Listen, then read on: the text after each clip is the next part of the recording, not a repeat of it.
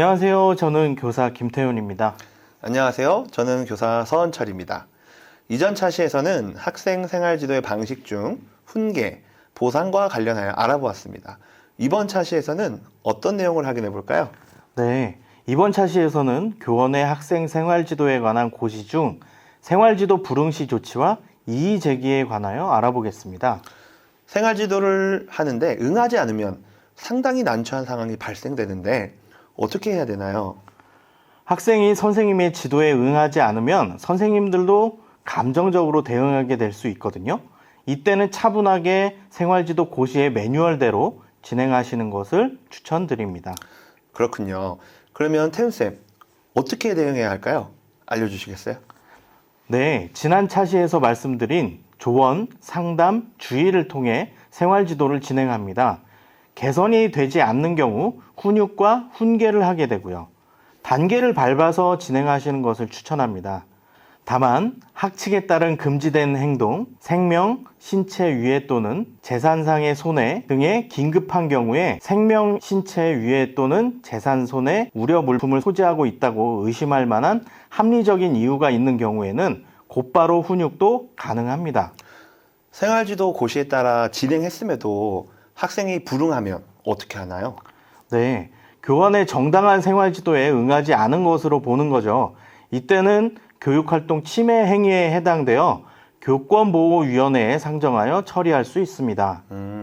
혹시 교권보호위원회에서는 어떤 처분을 받을 수 있는지 설명해 주시겠어요? 네, 교권보호위원회에서는 학교에서의 봉사, 사회봉사, 학내외 전문가에 의한 특별교육 이수 또는 심리치료, 출석정지, 학급 교체, 전학, 퇴학 처분 중 하나의 처분을 받습니다. 퇴학 처분은 고등학교만 가능하고요. 그렇군요. 혹시 학부모에 의한 교육활동이 침해된 경우는 어떻게 대처하는 것이 좋을까요? 네, 학부모에 의해 교육활동이 침해된 경우도 교육활동 침해 행위에 해당되어 교권보호위원회에 상정되어 처리할 수 있습니다. 여기에서 선생님의 치유를 위한 조치를 받을 수 있죠. 2023년 9월 28일 개정 공포된 교원지휘법의 내용도 설명해 주실 수 있나요? 네, 교원지휘법 제26조 교육활동 침해 보호자 등에 대한 조치가 신설되었습니다.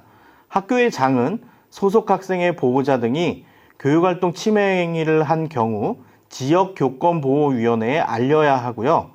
지역교권보호위원회에서는 보호자에게 서면 사과 및 재발 방지 서약이나 교육감이 정한 기관에서 특별교육 이수 또는 심리치료를 받을 수 있도록 교육장에게 요청할 수 있습니다.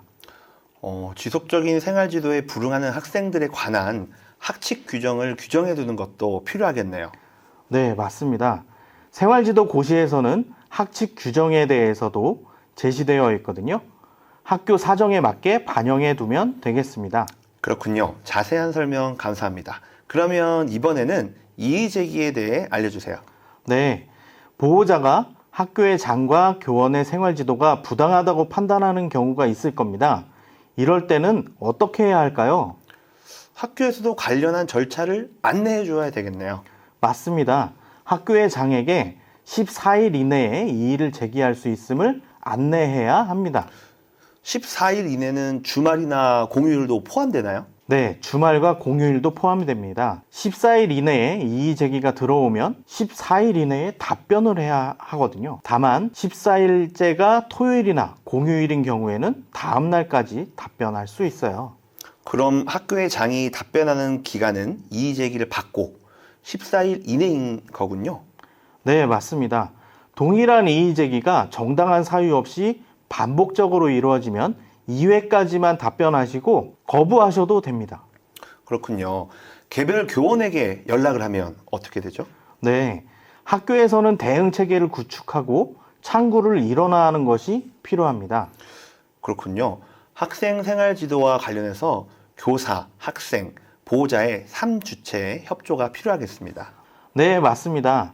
학교는 아이들의 미래를 위해 준비하는 곳입니다. 학생과 보호자, 학교 구성원 모두 학생의 성장을 위해 노력할 수 있도록 최선을 다해 보자고요. 감사합니다. 감사합니다.